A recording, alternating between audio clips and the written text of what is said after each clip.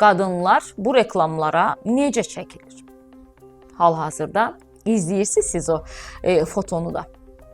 Necə çəkilir? Bunların hər biri əslində video şəklindədir. Və ümumiyyətlə, yəqin ki, belə reklamlar da qarşınıza çıxıb ki, bəzi qadınlar deyir ki, bu məkanda qadınlara qəlyan pulsuzdur.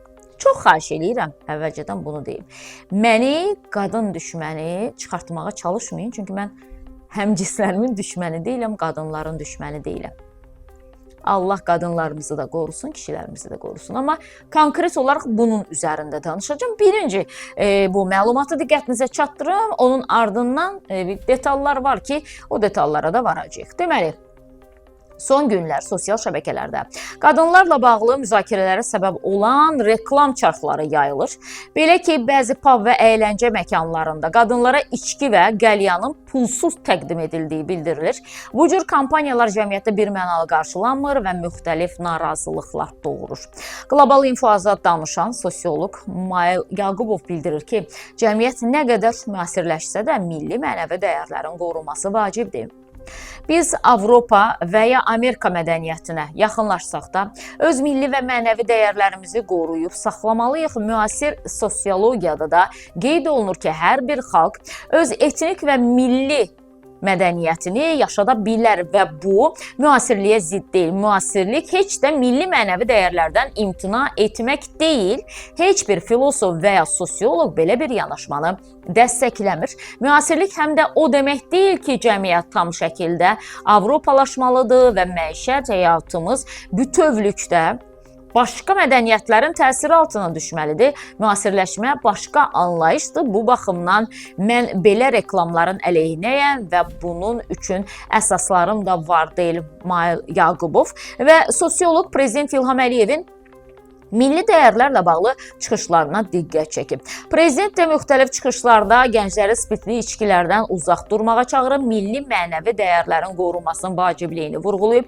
Bir vətəndaş və müəllim kimi bu mövqe məni sevindirir, çünki milli kimlik və Azərbaycançılıq məhz öz dəyərlərimizi qorumaqla formalaşır. Yad mədəniyyətlərin kör-köranə təqlidi ilə güclü və müstəqil Azərbaycan qurmaq mümkün deyil. Bu baxımdan hesab edirəm ki, belə reklamların qarşısı alınmalıdır. Gənclərə, xüsusilə də xanımlara daha çox diqqət və qayğı göstərilməli. Onların tərbiyəsi və mənəvi dəyərlərlə yetişməsi istiqamətində işlər görülməlidir, deyə sosioloq Mail Yaqubov qeyd edib.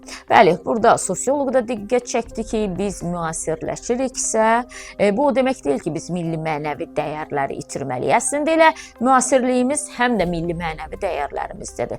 Müasirlik özündən böyüyə hörmətsizlik et demir. Müasirlik, məsələn, qadınlara kişilərin belə dilinə almadığı söyüşlərlə danış icazəsini vermir. Müasirlik sosial şəbəkələrdə əxlaqsızlığı təbliğ et icazəsini sənə vermir.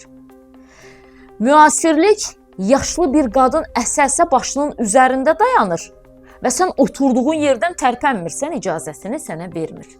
Müasirlik bugün qadınların da küçədə kişilər kimi siqaret çəkmək komfortunu vermir sənə. Bəlkə də verir. Biz o qədər müasir deyilik. Bəlkə də ona görə də bilmirəm. Müasirlik məsəl üçün publarda qadınlara qəlyan pulsuzdur demək deyil.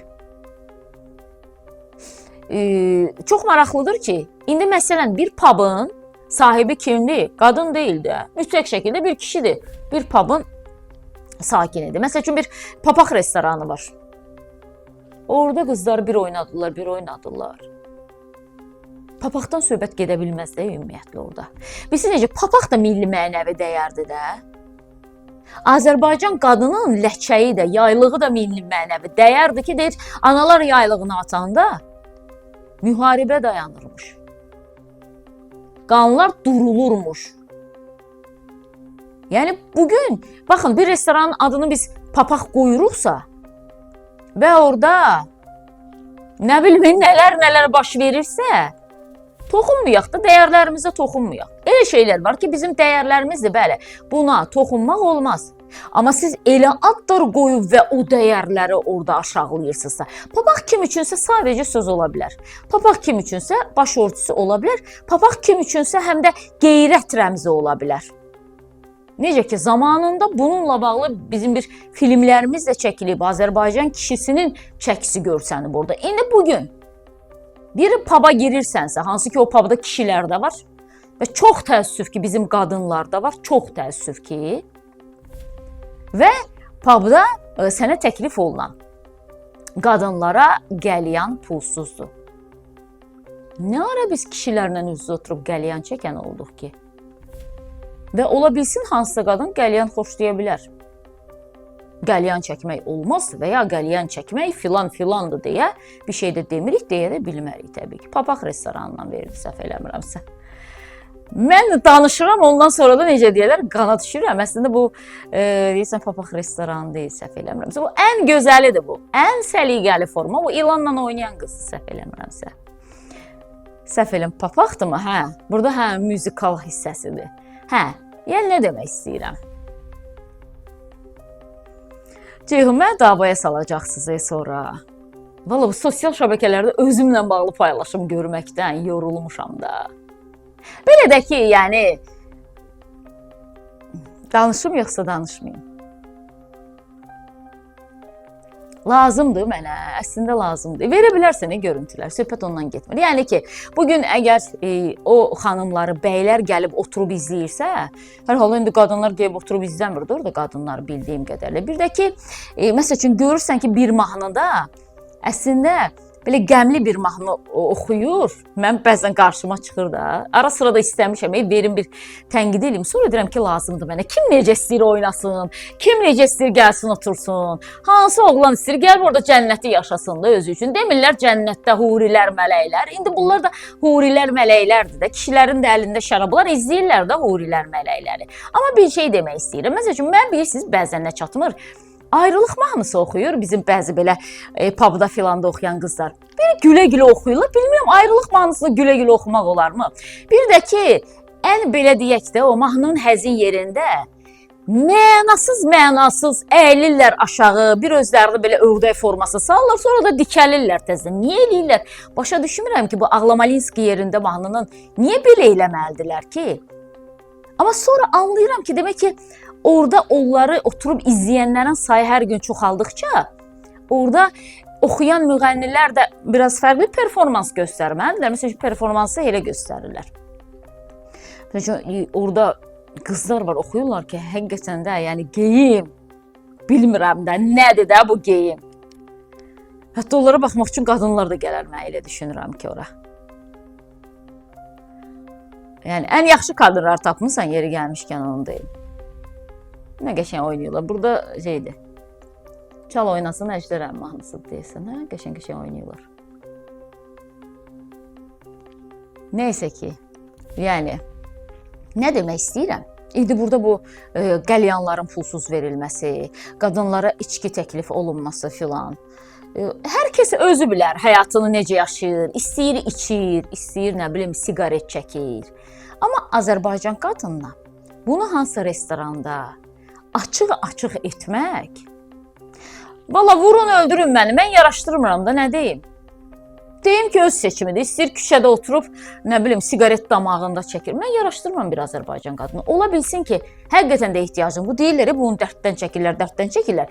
Amma siz fikir verin, siqaret çəkəndən heç dərdi də bitmir, ha. Siqaretə calayırlar, amma dərd bitmir. Demək ki, siqaret dərdin dərmanı deyil. Sadəcə özün özünü alladırsan da ki, mən dərddən bunu çəkirəm, amma yenə də deyirəm, dərd üstünə dərd gəlir, dərd azalmır. Dərd üstünə dərd gəlir. Nə demək istəyirəm? Hər kəsin özü bilər, siqaret çəkir, qəlyan çəkir, nə bilim, istəyir əylənir, istəyir əylənmir. Amma elə şeylər var ki, onu ümumi insanlar arasında etmək yaraşmır Azərbaycan qadınına.